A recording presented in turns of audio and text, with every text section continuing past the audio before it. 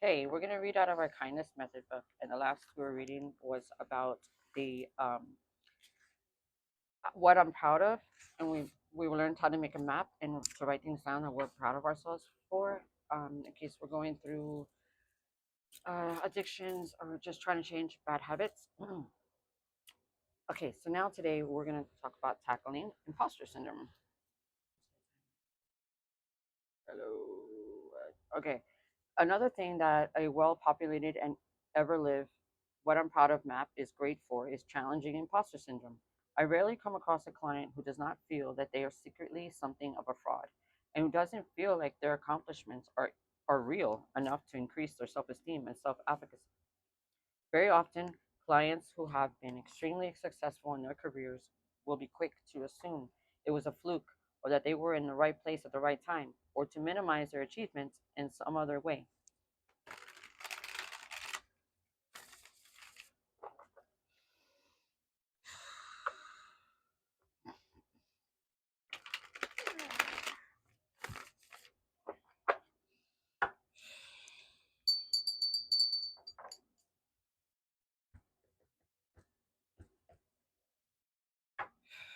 Spirit guide us into a message, please. We're reading this morning.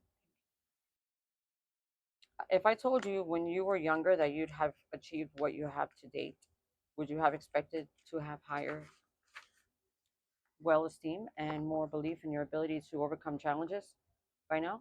Ask yourself, how would my younger self imagine me to feel about myself if he or she knew what I've managed to achieve, withstand, overcome, and attract into my life?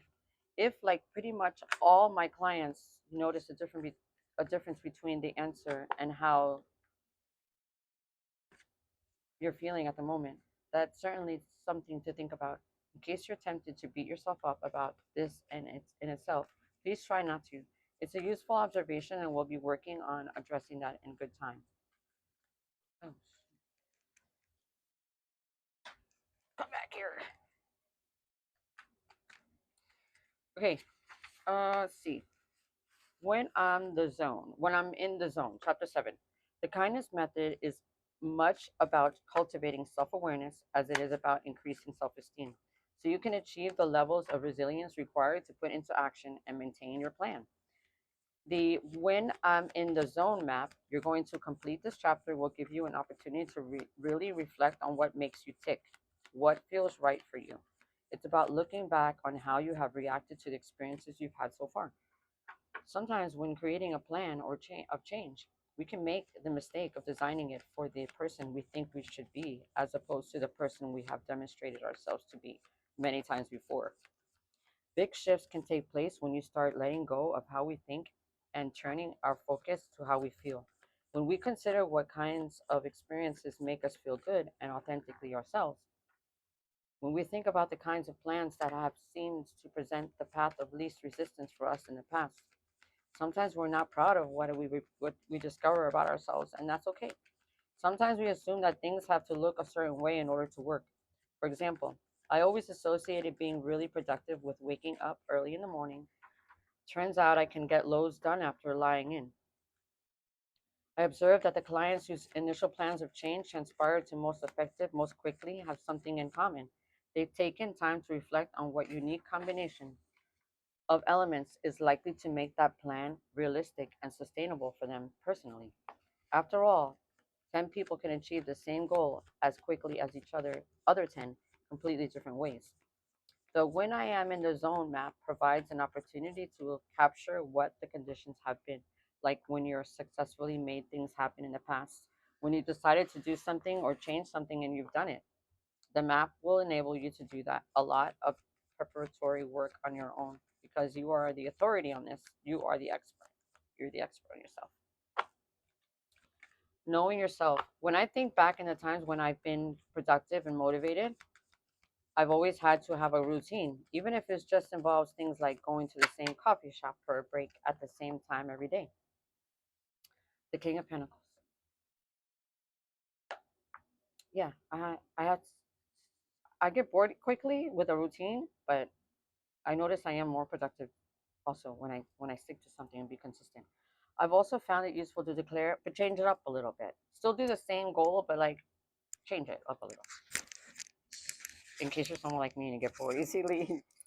um, so even if you just involve things like going to the same coffee shop for a break at the same time every day. I've also found it useful to declare what I'm doing to others. Although I recognize that for some people, declaring their plans adds an element of pressure that's proven counterproductive in the past. Personally, I need quick wins, celebrations, and treats to keep me going. I like to clear my diary so I don't have to worry about apologizing to people if the short term discomfort of change means I want to play with my arrangements by ear. If I'm working on something on a computer, I like working late in the night. I actually enjoy the exhaustion that comes from a couple of all nighters here and there. When it comes to doing anything very easily in the morning, I've only ever been able to motivate myself by sustained periods of there's another person involved who I have turned up for. Okay, let's read the King of Pentacles. Uh, let me see what this one says.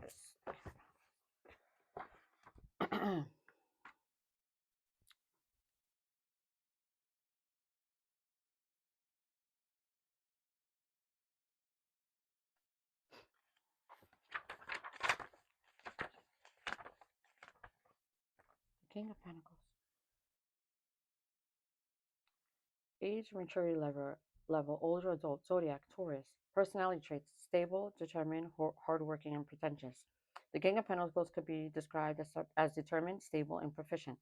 If they weren't monetarily rich while alive, they were definitely rich in companionship and accomplishments because they were naturally ambitious. They may have looked down on others for not working as hard as they did.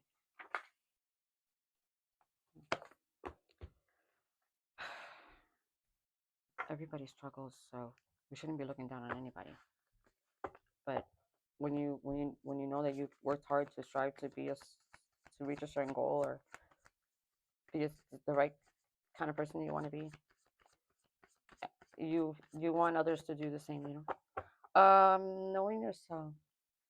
Think back to the times of your life when you felt really motivated when you were doing something for someone else. Perhaps was it when you were a strict deadline you couldn't avoid, like an exam or a holiday, or a deadline you set yourself?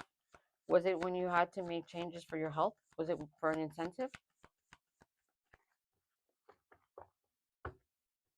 Okay, come back to the next video, guys.